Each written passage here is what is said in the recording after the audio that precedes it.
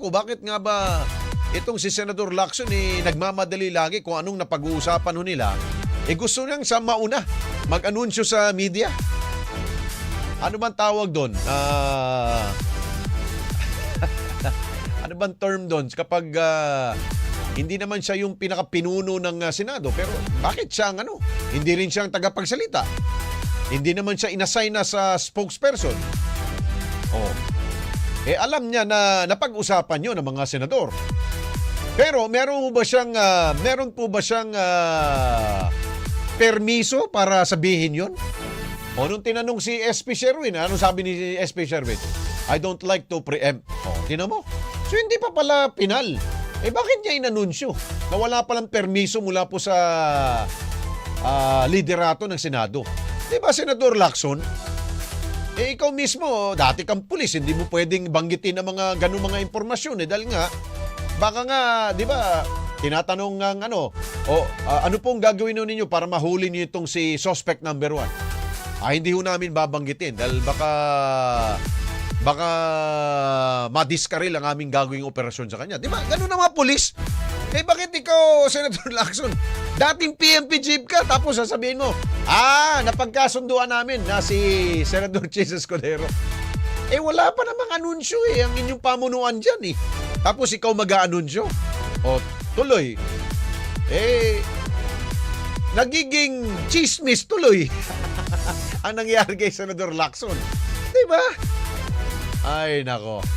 Yung kasi ang una ho niyang binanggit kahapon na lumabas sa po yan sa mga balita na ang tatayo daw ho ang napagkasundoan ho ng mayorya ng Senado na si Chis Escudero, Senador Chis, ang gagawin pong presiding judge.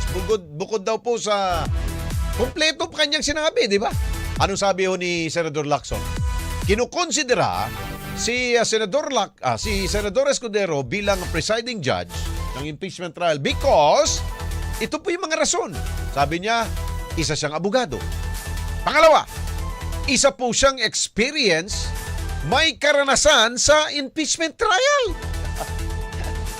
So, ibig sabihin, yan yung pag-usapan po sa mayorya. Tapos, nilabas mo yung storya na yun. Di wow, di sikat ka, ikaw nauna. Nung tinanong doon sa mismong pinuno ninyo, ano sabi? Ayaw ko i-preempt yan. Sir, meron na ako nag-preempt sa inyo Inunahan ka nga Baka gusto siguro niya maging Senate President at hindi ikaw, Senate President Sherwin. Nauuna sa mga anunsyo ano bang tawag doon? Ano ba mga ganon? Hindi naman marites. Ano bang tawag doon? May term yun ano ba Tagalog dun sa mga ganun? Yung nauuna lagi. Aligaga ba tawag yun? May ganun May term yun ano ba term yung kapag inuunahan mo yung ibang mga nagkukwento sa'yo? May term yun sa mga sa mga kalye. Sa usapan sa kanto. Term sa kanto ho yun Parang, ba't ka nauna? Hindi naman dapat ikaw magbanggit niyan. Ano sabi mo? Chismoso. Hindi naman chismoso yun. Hindi chismoso. Hindi po. Pati hindi naman chismoso si Senador Lacson kayo talaga Ang tawag yan ay nauuna lang lagi siya. Ano tawag doon na nagbabangka lagi. Di ba yung bangka ng bangka sa kwentuhan, di ba? Laging ang tawag doon. Birthday siguro niya dahil bumabangka Di ba ganun yung mga term sa kanto? Kaya, Senador Lacson, huwag mong unahan ang liderato ninyo na si Senate President Sherwin. Dapat siyang nauuna sa mga impormasyon dahil siya yun yung pinuno Kung ayaw nyo siyang ituring na pinuno, maghalal kayo ulit ng bago. Nagmumukha tuloy siyang Nagmumukha siya tuloy alalay lang ninyo.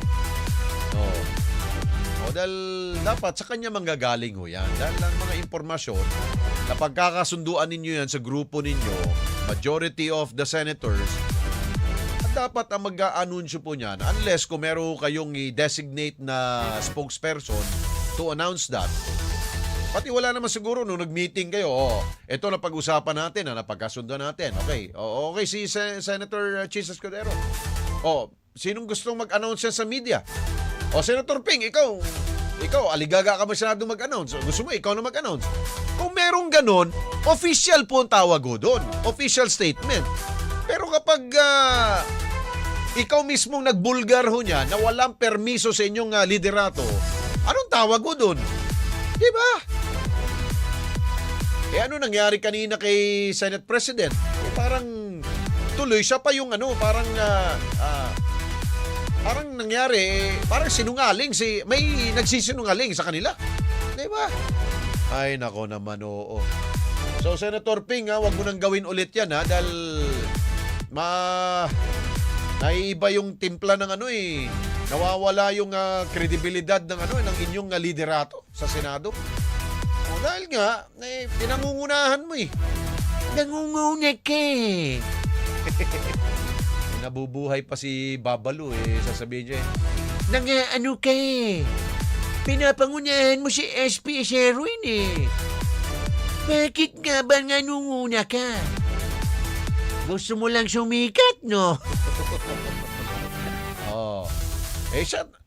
Ano kasi yan malaking storya kasi yan.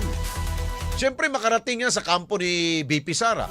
Sabihin, kakampi natin yan si Senator Escudero.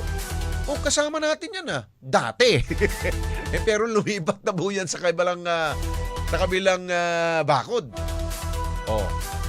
Dahil nga, yung mga ganong impormasyon, yan po ay dapat sikreto. At yan po ay nabubulgar lamang kapag in session po ang Senado.